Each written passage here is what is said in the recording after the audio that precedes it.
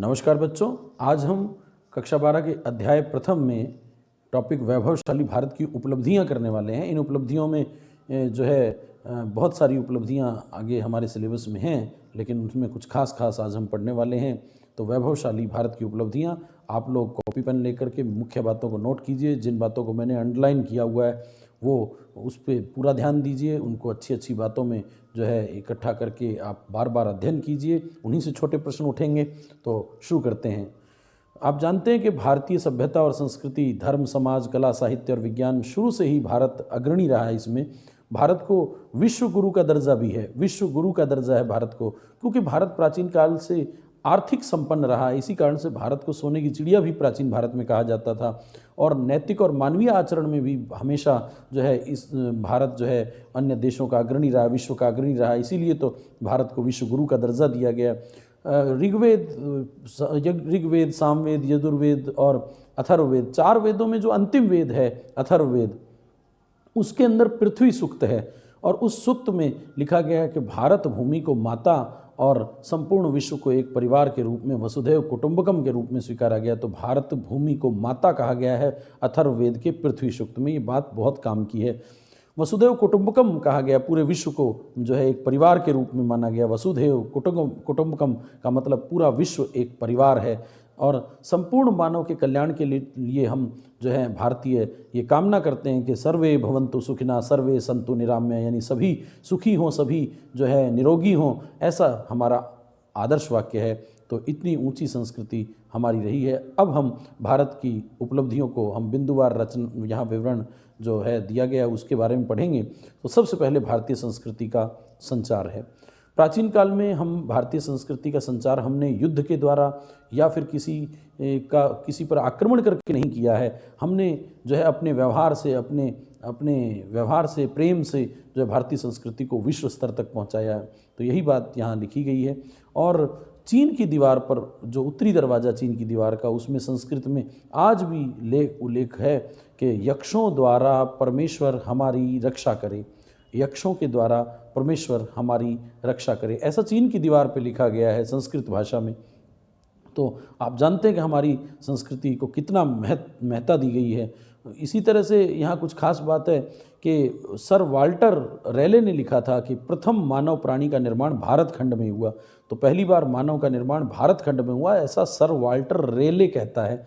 Colonel Olcott ने भी मानव संस्कृति का उद्गम स्थल भारतवर्ष को ही माना है। जब फ्रांसीसी दार्शनिक वाल्तेर को उन्होंने ऋग्वेद की एक प्रति भेंट की, तब वाल्तेर ने उद्गार किए कहा कि यह देन इतनी अमूल्य है कि पाश्चात्य राष्ट्र सदैव पूर्व के प्रति ऋणी रहेंगे। तो मैक्स मुलर ने भी लिखा कि यदि कोई मुझसे ये पूछे कि मानवीय अंतःकरण और बुद्धि की परिपूर्णता और शक्ति किस देश में अधिक चरम सीमा तक पहुंची है, संसार के गूढ़तम रहस्यों का विश्लेषण किस देश में हुआ है, प्लेटो, केंट आदि के दर्शन के अध्ययन के बाद भी अध्ययन योग्य विषय किस देश में सुलझाए जा सकते हैं, तो मैं त्रिवार उत्तर दूंगा हिंदुस्तान में, यानी 3 बार मैं उत्तर दूंगा हिंदुस्तान में, हिंदुस्तान में, हिंदुस्तान में। मैक्स मुलर के अनुसार जो पेरू देश था दक्षिणी अमेरिका का, वो अपने आप को सूर्यवंशी मानते थे। और विजयादशमी पर राम सीता महोत्सव और राम जन्म महोत्सव आज भी वहाँ मनाए जाते हैं दक्षिणी अमेरिका के पेरू में। तो इस प्रकार हम कह सकते हैं कि भारत की संस्कृति वो अत्यंत प्राचीन है। पुराणों में हम देखें तो अग्नि पुराण उसमें भारत को जम्बू द्वीप कहा गया है, जहाँ जामुन बहुत होते थे, तो जम्बू द्वीप कहा गया है। बौद्ध ग्रंथों में भी जम्बू द्वीप कहा गया है। समुद्र को पार करने के बाद भारतीय प्रदेश, जो आप जानते हैं कि नक्शे में आप एशिया के, दक्षिणी पूर्वी एशिया के जो देश हैं, जैसे इंडोनेशिया, मलेशिया, वो वाला एरिया वो भारत का ही था, ऐसा अग्नि पुराण में लिखा गया है। इंडोनेशिया शब्द का मतलब भी इंडो माने इंडिया और नेशिया माने द्वीप से है, तो एशिया का ही कोई द्वीप वो था, तो इंडोनेशिया था, ऐसा अग्नि पुराण में लिखा गया है। और आप जानते हैं इसको, जो इंडोनेशिया वाला भारतीय प्रदेश है, वो समुद्री पार भारतीय प्रदेशों को द्वीपांतर प्रदेश कहा गया। बहुत इंपॉर्टेंट है कि द्वीपांतर प्रदेश कौन सा था, तो भारत और उसके समुद्री पार जो प्रदेश थे उनको द्वीपांतर प्रदेश कहा जाता है। इन द्वीपांतर प्रदेश में 9 द्वीप थे। द्वीपांतर प्रदेश में कुल 9 द्वीप थे, यानी 9 द्वीप थे। और इन 9 द्वीपों के नाम हम बात करें तो जावा, सुमात्रा, मलाया, कंबोज, श्याम, चंपा, बाली, बर्मा और लंका आदि सम्मिलित थे। आप वापस देखें कि 9 देशों में जो है आजकल ये जावा जो है वो इंडोनेशिया का द्वीप है, इंडोनेशिया का द्वीप है जावा सुमात्रा ये इंडोनेशिया का। और ख़ास बात है कि इंडोनेशिया का सबसे बड़ा द्वीप जावा है और इसका नाम जो है यव प्रदेश को ही जावा प्रदेश कहा जाता था। सुमात्रा जो है वहाँ श्री विजय नामक हिंदू राज्य था। सुमात्रा भी द्वीप जो है वो सुवर्ण द्वीप के नाम से जाना जाता था और ये सुवर्ण द्वीप सुमात्रा भी जो है वो इंडोनेशिया में। मलय द्वीप आजकल मलेशिया कहा जाता है, तो प्राचीन भारत का वो मलय द्वीप था। कंबुज आजकल कंबोडिया कहा जाता है, कंबोडिया को प्राचीन काल में कंबुज कहा जाता था। श्याम थाईलैंड प्रदेश को कहा जाता था, तो आजकल का थाईलैंड जो है वो श्याम प्रदेश कहलाता है। तो चंपा जो है वो वियतनाम का ही पुराना नाम था। प्राचीन भारत में चंपा वियतनाम का नाम था। बर्मा म्यांमार या बर्मा, और फिर उसके बाद लंका सिंहल द्वीप, ताम्रपर्णी लंका, और बाली जो है आज भी बाली ही कहलाता है और बाली जो है इंडोनेशिया में स्थित है। तो ये 9 द्वीप थे।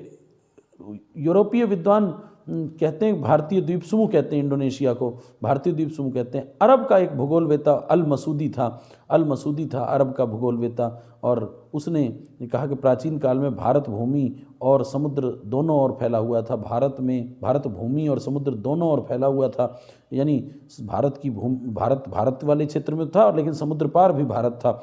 उसकी सीमा जावा सुमात्रा तक फैली हुई थी, ऐसा अल मसूदी ने कहा है। तो गौर करने वाली बात है। Indonesia, Malaysia, Australia, Borneo, Philippines, Japan, Korea, ये सब देशों तक जो है भारत फैला हुआ था। और प्राचीन भारतीय संस्कृति जहाँ जहाँ फैली हुई थी इन देशों में, उस पूरे देशों को मिलाकर के ही बृहत्तर भारत कहलाता था, ग्रेटर इंडिया यानी बृहत्तर भारत कहलाता था।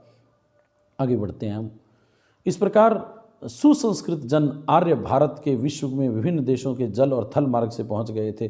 तो आर्य जो हैं वैदिक सभ्यता में जिनको आर्य कहा गया, हम आर्यों की संतान ही माने गए हिंदुस्तान के लोग। आर्य जो हैं वो जल और थल मार्ग से विभिन्न देशों तक पहुँचे और अपना भारतीय संस्कृति को प्रचार प्रसार किया। उनकी इच्छा थी कि विश्व के सभी लोगों को सुसंस्कृत बनाया जाए, और सुसंस्कृत यानी श्रेष्ठ।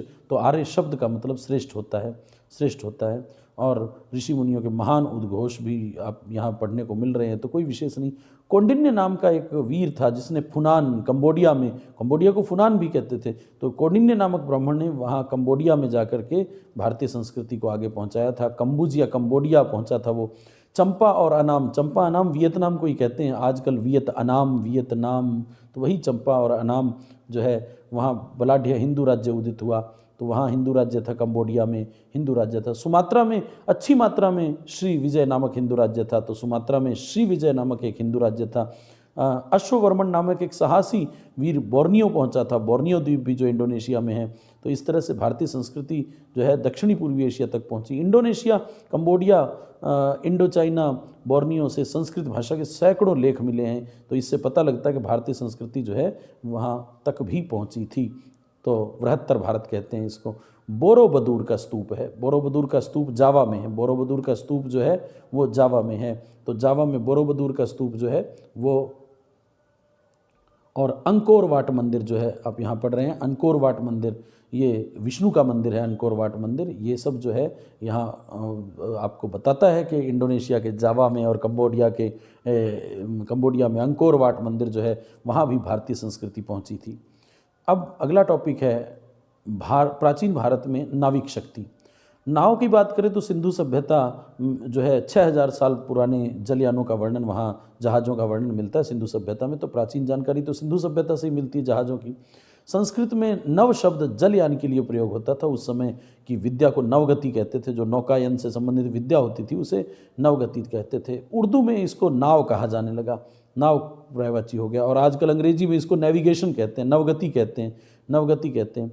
हम जहाज़ की बात करें तो फाहियान एक जहाज़ के द्वारा जो है पहला चीनी यात्री फाहियान दक्षिण भारत से चीन गया था और अपना यात्रा विवरण उसने फाको की ग्रंथ लिखा था। वो पहले लंका से जावा को गया और फिर जावा से चीन गया, तो श्रीलंका से जावा गया और जावा से फिर चीन गया था। तो इस तरह से जो है जहाज़ में ही गया था। तो जहाज़ का उल्लेख जो है आप जानते हैं कि फायान गुप्त काल में आया, तो गुप्त काल में भी इसका उल्लेख मिलता है। लोथल की बात करें तो सिंधु सभ्यता का एक स्थल जो गुजरात में है, भारत में है, और लोथल सभ्यता हड़प्पा सभ्यता का ही केंद्र है। और ये लोथल जो है एक वहाँ विकसित बंदरगाह था, लोथल में विकसित बंदरगाह था। और सौराष्ट्र का लोथल बंदरगाह जो है विशेष तकनीकी से बना हुआ था। मिस्र, मेसोपोटामिया, ईरान आदि जो है इस बंदरगाह से व्यापार होता था। तो व्यापार के लिए लोथल बंदरगाह सिंधु सभ्यता का भारत में एकमात्र बंदरगाह था।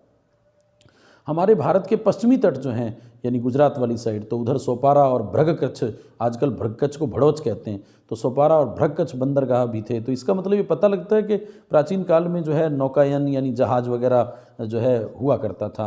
प्रथम शताब्दी में पेरिपल्स ऑफ द एर्थरियन सी पुस्तक जो है वो किसी यूनानी नाविक ने लिखी, जिसका नाम ज्ञात नहीं। तो एक अज्ञात यूनानी नाविक ने प्रथम शताब्दी में जो है 80 ईस्वी के समीप जो है एक यूनानी नाविक ने लिखी पेरिपल्स ऑफ द एर्थरियन सी। उसमें चोल, दभोल, राजपुर, मालवन, गोवा, कोटायम, कोणार्क, मछलीपट्टनम और कावेरीपट्टनम आदि बंदरगाहों का उल्लेख मिलता है।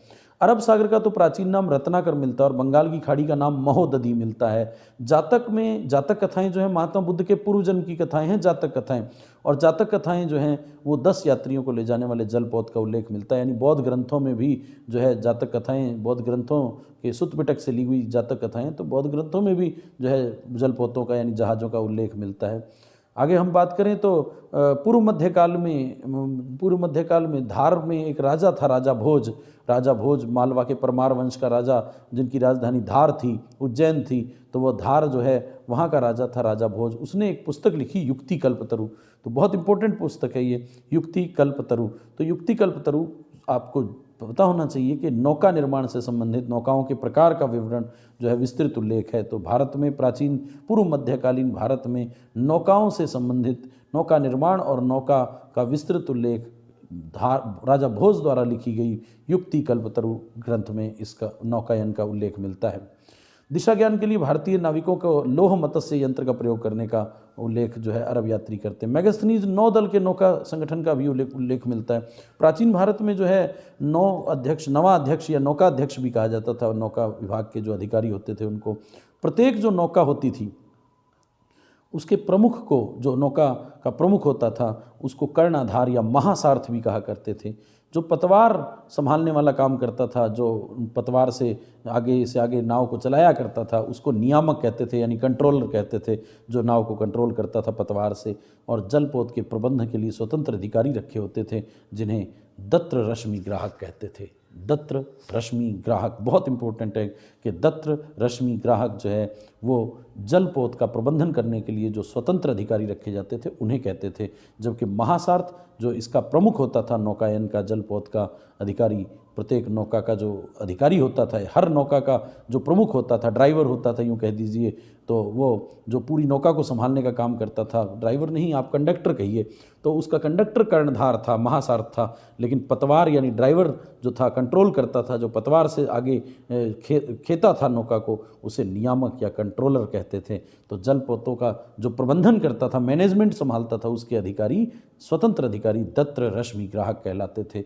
तो आज हम इतना ही पढ़ेंगे। अगले वीडियो में हम इससे अगली उपलब्धि लेकर के आएंगे। धन्यवाद।